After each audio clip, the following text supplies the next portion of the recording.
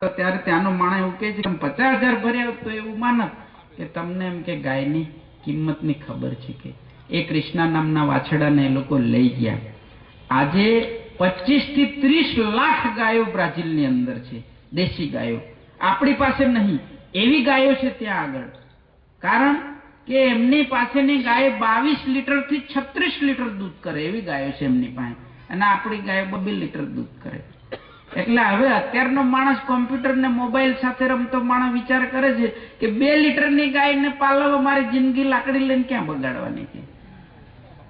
કારણ કે આપણા કૃષિ વિભાગને દ્રષ્ટિકોણનો અભાવ છે. એમ મને જો કોઈ એમ કહે કે જો હું રાજકારણમાં હોય ને મને એમ ઓફર કરે કે તમે કયું મંત્રાલય લેવા માંગો તો હું એમ કે મને કૃષિ મંત્રી બનવું છે, અને પછી બતાવું કૃષિ મંત્રીની તાકાત શું કહેવાય.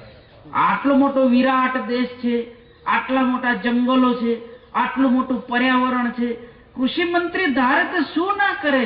ખાલી 50 લાખની વસ્તી ધરાવતો આ ન્યુઝીલેન્ડ છે, એ ખાલી લાકડામાંથી અને દૂધમાંથી એટલું કમાય છે કે નાગરિકોને એવું કહે છે તમે નોકરી કરવા ના જશો, અમે તમને $1000 આપી દઈશું કે અઠવાડિયાના.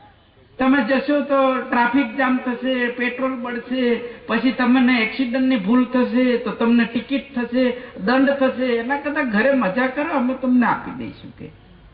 આટલું બધું ખાલી લાકડું દૂધ વેચીને કમાય છે. પણ દ્રષ્ટિકોણનો અભાવ હોય એના કારણે કેટલું બધું નુકસાન. મૂળ ગાયની વાતો ઉપર આપણે આવીએ છીએ.